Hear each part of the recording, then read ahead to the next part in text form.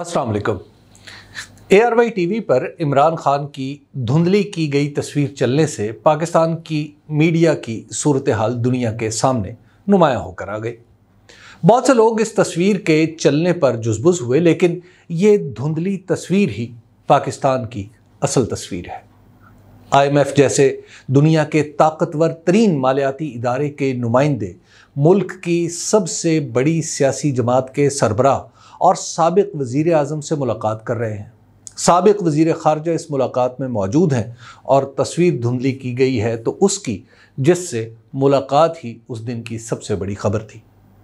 ARY TV की इदारती policy कुछ भी रही हो, लेकिन ये तय है कि इस धुंधली तस्वीर ने ही वो कुछ बता दिया जो शायद सादा तस्वीर बता ही ना पाती। इस एक तस्वीर ने लाखों लफ्ज़ों की वो कहानी कह सुनाई है जो गली कूचे में भी लोगों की ज़बान पर है, मगर उसे आवाज़ नहीं मिल रही। सियासी लीडरों की धुंधली तस्वीरें हमारी तारीख़ में कोई नई बात नहीं। जनरल ज़ियाउल हक़ के मार्शला के दौरान जुल्फ़िकार अली भुट्टो का नाम भी मिटाने की हर मुमकिन कोशिश की गई थी। हम जो उस ज़माने में हर्फ जोड़ जोड़ कर अखबार पढ़ा करते थे, भुट्टो के नाम से ही नाशना थे। छपे हुए मवाद को देखकर ऐसा लगता था कि जुल्फ़िकार अली भुट्टो कोई नाम था ना वजूद, बस एक हर्फ़ गलत था जो मिटा दिया गया। हद यह है कि भुट्टो के नाम से मेरा पहला तारुफ उस शख्स की वजह से हुआ जो सरगोदा के पुराने सेटेलाइट टाउन के A ब्लॉक में बर्फ़ के गोले बेचा करता था। उसका असल नाम तो जुल्फ़िकार था, मगर मोहल्ले भर के लोग उसे भुट्टो कहा करते थे। विहाड़ी का एक सहाफ़ी शाहिद नियाज़ है, मेरी तरह वो भी उसी ज़माने का है जब भुट्टो का नाम मिटाया जा रहा था और उसकी तस्वीरें छुपाई जा रही थीं। उसकी उर्फियत भुट्टो है और आज भी विहाड़ी शहर में वो भुट्टो के नाम से ही जाना पहचाना जाता है। सरकार ने भुट्टो का नाम मिटा दिया था, लोगों ने अपने बच्चों को यही नाम देकर उसे जिंदा कर दिया। जुल्फ़िकार अली भुट्टो की तरह बेनज़ीर भुट्टो का नाम और तस्वीरें भी उस ज़माने में काबिल गिरफ्त जुर्म थे।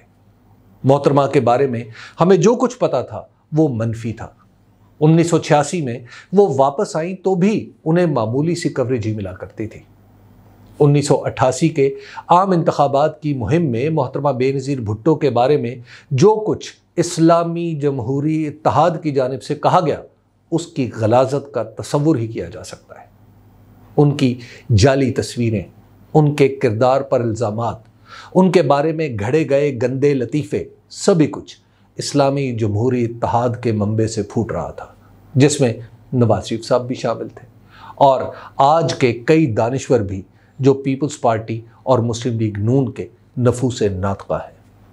ये सब कुछ होने के बाद भी बेनज़ीर भुट्टो इक़्तिदार में आई। लोगों ने अपने वोटों से गंदगी से धुंधलाई हुई उनकी तस्वीर को धो डाला। इस वक्त जहां इमरान खान खड़े हैं, 1999 के बाद चंद साल के लिए नवाज शरीफ साहब भी खड़े थे। उन्होंने अपनी सियासी ज़िंदगी की ये तलखी सऊदी अरब की बेरंग मगर पुरसुकून मेज़बानी और बरतानिया की रंगीन शहरी सुकूनत में गुजारी। उस ज़माने में जनरल परवेज़ मुशर्रफ ने अखबारात पर पाबंदी लगा दी कि नवाज शरीफ का नाम भी नहीं छपेगा। उसके बाद ये होने लगा कि टेलीफोन पर बात तो सहाफ़ी किया करते थे, लेकिन ख़बर अंदर के सफ़ात पर एक कॉलम में यूँ छपती थी कि नवाज शरीफ का चिश्तियाँ के फ़लाँ कारकुन को फ़ोन, मुल्की सूरत हाल पर तशवीश का इजहार। जब उस कारकुन का पता चलाने की कोशिश की जाती तो इल्म होता चिश्तिया में इस नाम का कोई मुस्लिम लीगी कारकुन मौजूद ही नहीं। वक्त की चंद ही करवटों में नवाज शरीफ एक बार फिर वज़ीर आज़म हो गए और अब खुद ऐसी ताकत बन चुके हैं जिसके इशारे पर इमरान खान का नाम टीवी पर लिया जा सकता है, ना उनकी तस्वीर अखबार में छप सकती है। लेकिन नवाज शरीफ साहब से बेहतर कौन जानता है कि जिस लीडर की तस्वीर छापने और दिखाने पर पाबंदी लगा दी जाती है वो लाजमी इक़्तिदार में आता है। इमरान खान की धुंधली तस्वीर ने बहुत सौ के दिलों में उम्मीद के चिराग भी जला दिए हैं। इस तरह के लोग इस तस्वीर से उस इरादे की पुख्तगी का सुराग लगा रहे हैं जो इमरान खान के खिलाफ बांधा गया है। इसी इशारे की बुनियाद पर اگلے روز استحکام پاکستان پارٹی کے مدارالمہاموں میں سے ایک مجھے بتا رہے تھے کہ آئندہ عام انتخابات میں صرف پنجاب سے ہی قومی اسمبلی کی 80 نشستیں ان کی جماعت کو ملیں گی۔ میں ان کی بات سن کر دنگ ہی رہ گیا۔ بڑی مشکل سے صرف یہ پوچھ پایا کیسے؟ انہوں نے مشفقانہ نظروں سے میری طرف دیکھا اور کہا پنجاب کے ہر ضلع سے 2 الیکٹیبلز ہماری پارٹی میں آئیں گے اور یہ سب لوگ سیٹیں جیت لیں گے۔ عرض کیا الیکٹیبلز تو مارے باندھے آ ہی جائیں گے، ووٹ کہاں سے آئیں گے؟ انہوں نے عوام اور ووٹوں کے بارے میں جو کچھ فرمایا وہ میں کہنے کی بھی ہمت نہیں رکھتا۔ خلاصہ البتہ یہ تھا کہ اب لوگ جو چاہیں کریں، حکومت ہماری ہی بنے گی۔ ہم جہاں بیٹھے تھے وہاں سابق گورنر پنجاب چودھری محمد سرور بھی تشریف لے آئے۔ انہیں دیکھ کر استحکام پاکستان پارٹی کے اس رہنما نے ان کی طرف اشارہ کر کے کہا چند دن میں یہ ہماری پارٹی کی تنظیم میں ایک اہم عہدے پر آ جائیں گے۔ میں ان کے اس بلا کے اعتماد کی داد دینے کے سوا کچھ نہیں کہہ سکا اور خاموش ہو گیا۔ عمران خان کی دھندلائی ہوئی تصویر تو چند دن کی بات ہے، مگر ان کی تصویر کو دھند میں چھپا دینے کا عمل اپریل 2022 سے جاری ہے اور پوری قوت سے جاری ہے۔ توشہ خانہ، فورن فنڈنگ، 200 کے قریب مقدمے، نااہلی کی لٹکتی ہوئی تلوار دراصل ایک ہی پارٹی کے امکانات کو دھندلانے کے لیے ہے۔ اگر ان سے واقعی کوئی فرق پڑ سکتا تو اس کی خبر چین اور IMF کو بھی ہو جاتی۔ حالت یہ ہے کہ ہمارے بہترین دوست چین کا وزیر پاکستان آ کر ہمیں آپس میں بیٹھنے کا مشورہ دے گیا اور IMF نے ہمارے وزیر خزانہ اسحاق ڈار کی منت، سماجت اور دھمکی آمیز گفتگو سب کچھ نظر انداز کر کے پاکستان کو دستور کی طرف رجوع کرنے کا کہا۔ کہاں IMF سے پاکستان کے اعلیٰ ترین عہدیدار نہیں ملے، کس سے ہم نے سفارشیں نہیں کرائیں، اور آخر میں پتہ چلا کہ معاہدہ نہ ہونے کی وجہ ہمارے اپنے اختلافات ہیں۔ لہٰذا IMF نے تحریک انصاف کے چیئرمین سے ملاقات کر کے معاہدے کی پاسداری کی سند لی اور بات ختم۔ بے شک یہ کہا جا سکتا ہے کہ IMF نے پیپلز پارٹی سے بھی ملاقات کی، لیکن عمران خان کے ساتھ ملاقات اور ایک حکومتی اتحادی کے ساتھ ملاقات کو اگر کوئی برابر اہمیت دیتا ہے تو پھر اس کے ساتھ بحث نہیں ہو سکتی۔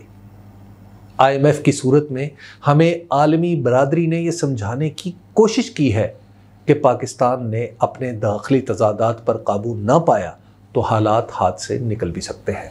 مجھے چند سال پہلے پاکستان میں سابق امریکی سفیر کیمرون منٹر نے بتایا تھا کہ پاکستان مسلسل اندرونی سیاسی بحرانوں کا شکار رہتا ہے۔ اگر آپ لوگوں نے ان بحرانوں پر قابو نہ پایا تو دنیا آپ سے لا تعلق ہو جائے گی۔ بہت ہی نرم لفظوں میں یہی بات پاکستان میں یورپی یونین کی سفیر ڈاکٹر ریانا کیونکا نے بھی بتا دی ہے کہ اگر پاکستان یورپی یونین کی منڈی تک اپنی رسائی جاری رکھنا چاہتا ہے تو اسے اپنے ہاں کے معاملات درست کرنا ہوں گے۔ IMF کی عمران خان سے ملاقات پاکستان کے بارے میں جاری دنیا کی فکر مندی کی نہایت اہم اور شاید آخری علامت ہے۔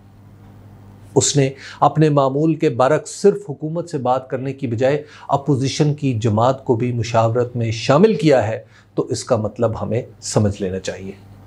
یہ صرف IMF کے لوگ ہی نہیں تھے، بلکہ ہمیں یہ سمجھنا چاہیے کہ سعودی عرب، متحدہ عرب امارات اور چین بھی تھے، کیونکہ یہی ہمارے دوست تھے جنہوں نے ہماری مدد کے لیے IMF سے معاہدے کی شرط رکھی تھی۔ ہمارے دوستوں نے براہ راست بہت کچھ کہہ کر دیکھ لیا تھا۔ ہم باز نہیں آئے تو ایک ایسا ادارہ بھی ہمیں سمجھانے کی کوشش کر رہا ہے جس کا یہ کام نہیں۔ پھر پہلے سے جاری مالیاتی پروگرام کو روک کر صرف 9 مہینے کا ایک عبوری پروگرام دے کر بھی واضح کر دیا گیا ہے کہ دنیا محدب عدسے لے کر ہماری سرگرمیاں دیکھنا شروع کرنے والی ہے۔ یہ صورتحال کسی بھی جمہوری ملک میں ہوتی تو اب تک اپنا راستہ درست کرنے کی کوششیں نظر آنے لگتی، مگر ہم تو پھر ہم ہیں اور ہم لاجواب ہیں۔ ہم آج بھی سمجھ رہے ہیں کہ الیکشن میں چالاکیوں کے ذریعے جناب نواز شریف کو وزیر اعظم بنا کر پاکستان کے سارے مسائل حل کر لیں گے۔ والسلام۔